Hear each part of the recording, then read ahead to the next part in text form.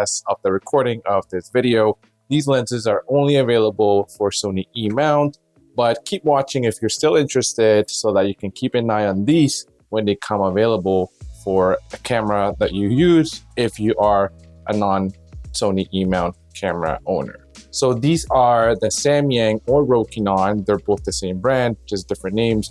They are the V-AF Cine lenses, and I have the 24 and the 75mm here, and the upcoming Spec Commercial I shot completely using these two lenses.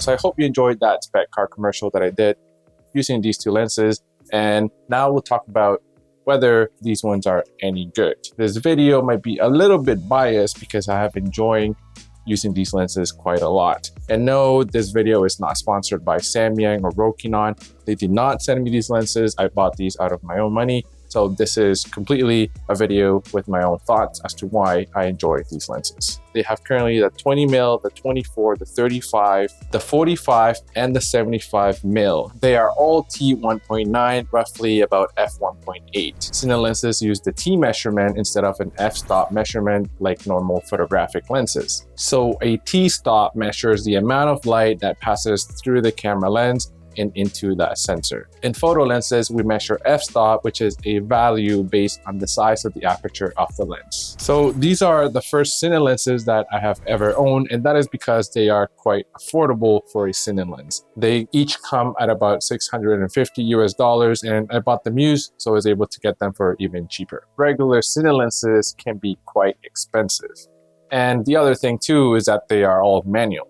And these ones, as far as I know, are probably the first Cine lenses with full autofocus for Sony E-mount, which makes these, in my opinion, one of the best hybrid lenses out there, like a true hybrid lens. Not to say that you can't shoot video with the photo lens, but these ones are designed specifically so that you can rig them up as a filmmaking lens. You have these gear threads that you can use to put in the full focus, or things like that. They're all the same size and the same weight.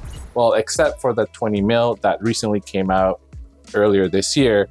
All of these ones are about 280 grams, which make these very light, and they're also quite compact, as you can see. The 20mm is a little bit heavier at 296 grams, but it's still very, very similar in terms of weight and size. They all have the same thread size of 58mm, which makes it great so that you can use the same filters throughout the entire set, except again for the 20mm lens, which does not even have a thread at the front, so you have to use a rare filter. But if you take the 20mm out of the equation, the entire set makes it very easy for you to quickly swap them out from a rig that you have without having to reconfigure your entire setup. For example, in this car shoot that I did, I had the gimbal configured and balanced for the 24mm, but sometimes I wanted to get a different focal length, so I swapped it out with the 75mm, and I did not have to rebalance the gimbal at all since they're both the same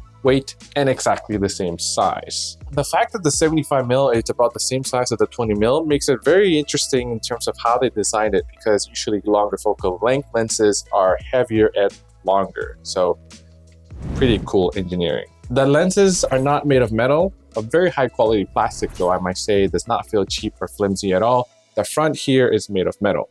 And another thing too is that these lenses are weather sealed. There's a ring here that you can use to control the focus, and it has about a 300-degree turn, and unfortunately there are no hard stops at either end, and that's because this is also an autofocus lens. This has a linear focus, and that is very important because that means that your focus movement can be repeated, and that is very important to do multiple takes using the exact same focus measurement or distances. On each of these lenses, you also have a switch that goes from M1 to M2. M1 allows you to use the ring to control focus, and when you switch that to M2, that allows you to control the iris or the aperture of the lens using this ring. There are two tally lights that make this lens really unique, one on the side and one on the front, and they turn from green to red once you start recording. One might say that these lights might cause unnecessary reflections during your shoot, but in the stuff that I've done so far, I haven't found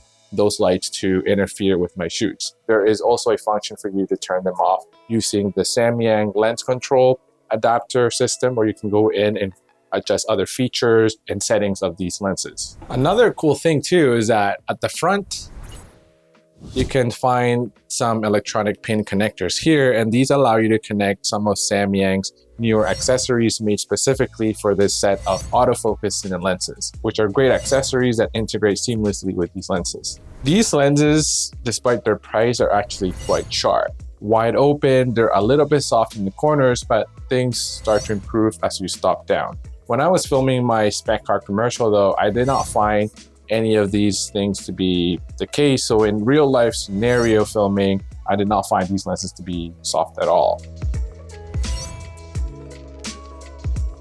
They actually had a good balance of being sharp, but at the same time, give me a little bit of extra unique character that is different from that of modern autofocus lenses. The bokeh is beautiful in my opinion, and then the sun flaring that I get from these lenses is different, but quite unique, again, adding to the character and the texture of these lenses. There's a little bit of chromatic aberration, but nothing too crazy. And in real life shooting scenarios, not very noticeable, at least in the stuff that I've shot.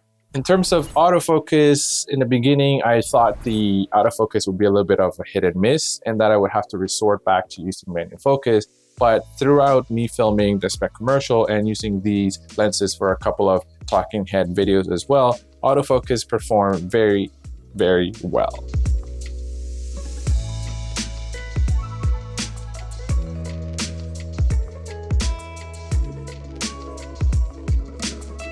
Even setting up the autofocus speed, transition speed on my camera at the same speed as my photo lenses, the transition speed when using these lenses tended to be a little bit on the smoother side, a little bit slower, so it gave you a little bit more of that cinematic racking focus sort of transition, as opposed to like the quick jump in focus that photo lenses give you.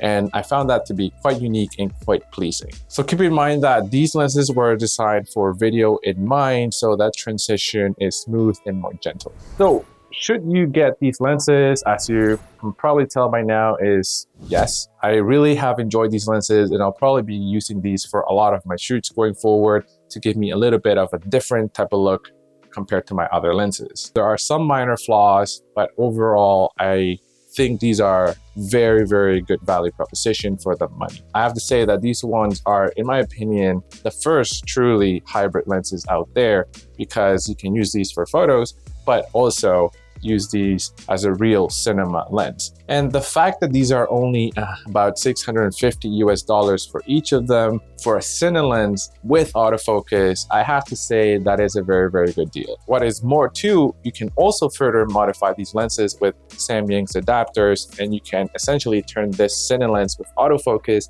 into an anamorphic lens. So let me know in the comments below if you would like me to review that adapter. Let me know, and then we'll try to get a hold of it. I think if you're looking to own your first set of Cine lenses without having to spend a lot of money, these ones are really a great option, and pretty much the only option with autofocus right now in the market. And if you are a Sony camera user, you're in luck, because they're currently only made for Sony E-mount. And if you do not have a Sony camera, keep an eye out to see if Samyang starts releasing these for other camera systems. But anyways, that's it for today's video. Thank you again for being here. Thanks for watching. And here are a couple of videos you could watch next, and I'll see you there.